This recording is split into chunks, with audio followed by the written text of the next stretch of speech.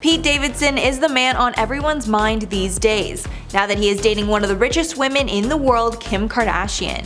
Pete has been a comedian for years now and has racked up a net worth of $8 million during his time in the entertainment industry. But how did he get so rich? Let's figure it out in this video. Celebrity Net Worth reports that Pete's net worth is $8 million. Back in 2018, it was only $2 million, so there's been a massive spike in recent years. It's safe to say his fame after his Ariana Grande relationship made a huge difference. If he keeps going at this rate, he could be worth $32 million by 2025. Davidson is best known for his role in Saturday Night Live, but he's been doing stand-up since he was 16 years old. His earliest on-screen appearance was in Philosophy, an MTV comedy series. Then he was featured on some comedy TV reality shows, including a show called Gotham Comedy Live that showcased up-and-coming comedy talent in the area. Then he moved on to get a reoccurring role on TV show Brooklyn Nine-Nine before earning a coveted spot on the SNL cast in 2014. Pete got the audition through comedian Bill Hader, who he met when Pete filmed a small role in the 2015 movie Trainwreck. Pete first appeared on SNL during the 40th season at the age of 20, making him the youngest cast member of all time, as well as the first cast member to be born in the 90s. It seems that from the beginning he was a huge hit with fans. He was getting tons of praise in the media for being relatable and tackling serious subjects with his comedy. When the 44th season of Saturday Night Live ended, the Washington Post called Davidson SNL's breakout star and the most memorable performer that season, a huge accomplishment that I'm sure got him a sizable bonus. By now you're probably wondering how much he makes from being on SNL. He's been on the show since 2014, and Celebrity Net Worth reported that back in 2018, his salary was a generous $15,000 per episode.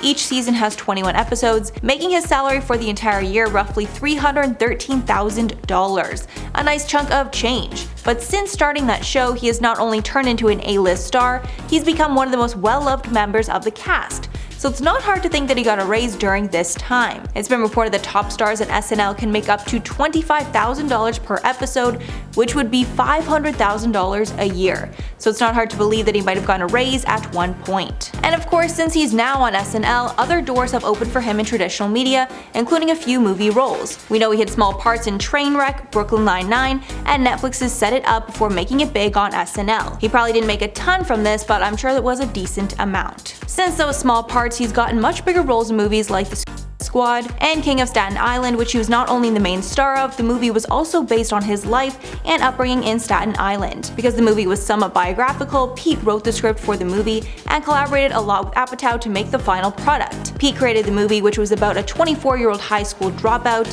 and an aspiring tattoo artist who tries to get his life together. Since the movie was based on his life and he had a huge part not only in creating it, but starring in it, we can assume he made a lot of money from the project. Although that was sadly not the case, and the movie bombed at the box office, only making $2.2 million out of its $35 million budget, despite its positive reviews from the critics. Pete also has a comedy stand-up special on Netflix called Pete Davidson Alive from New York. On top of that, he's had a bunch of big projects coming up, including Meet Cute and The Things They Carried. It's impossible to know what exactly he got paid for these roles, but we can assume it's in the millions.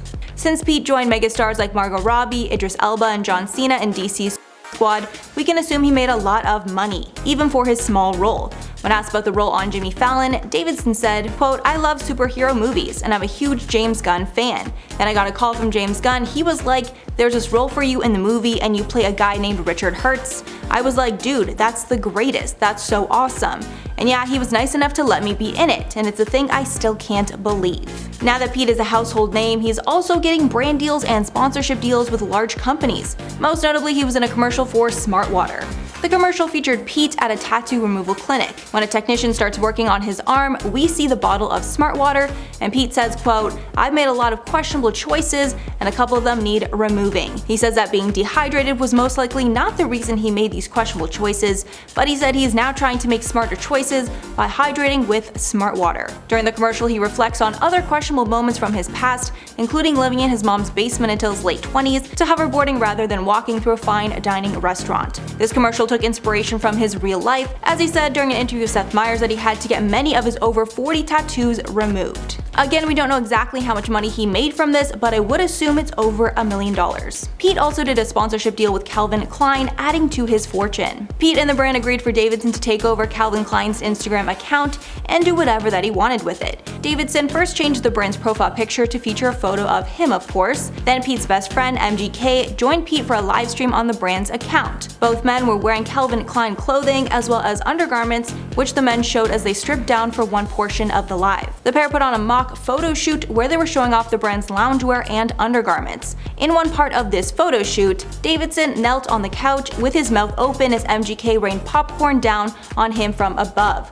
Because of how embarrassing and meme-worthy that live was, I hope he got paid a lot for it. Another part of Davidson's wealth is the money he makes from putting on traditional stand-up shows. He even did a full tour in 2016 called Pete Davidson SMD, and I'm sure that he will be embarking on some other tours once the SNL season is done and he's able to freely travel. I assume he only made a small amount back in the day, but at this point he could probably sell out a huge stadium if he tried. The last piece of his net worth are the homes and investment properties that Pete has gained over the years. He currently has 2 homes in his native Staten Island, New York. Back in 2016, Pete reportedly bought his mom a $1.3 million house in his home borough, and in December of 2020, he bought himself a $1.2 million condo a few blocks from his mom's place. The fact that he is still set on living near his mother and taking care of her is just the cutest thing I have ever heard. So what's next for Pete Davidson? We know that he has a ton of projects in the works, and we can assume his affiliation with Kim Kardashian is only going to make him more sought after for money-making opportunities. He might even be featured in the Kardashians' new Hulu show simply called The Kardashians.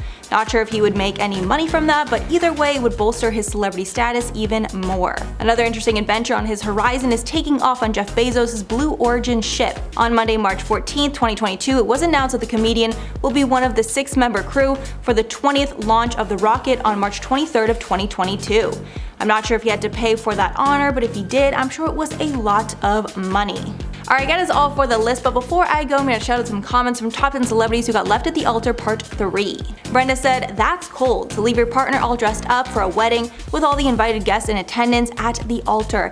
I literally can't think of a worse thing, because not only are you being embarrassed and let down and disappointed, but like your entire friends and family saw this take place, so you cannot get away from oh my god, I would literally I would go off the grid after that." Then Alessandra said, "You could have also mentioned Perry Edwards and Zayn Malik. I forget that they were engaged. It feels like so long ago they were together, but yeah, they were pretty serious, eh?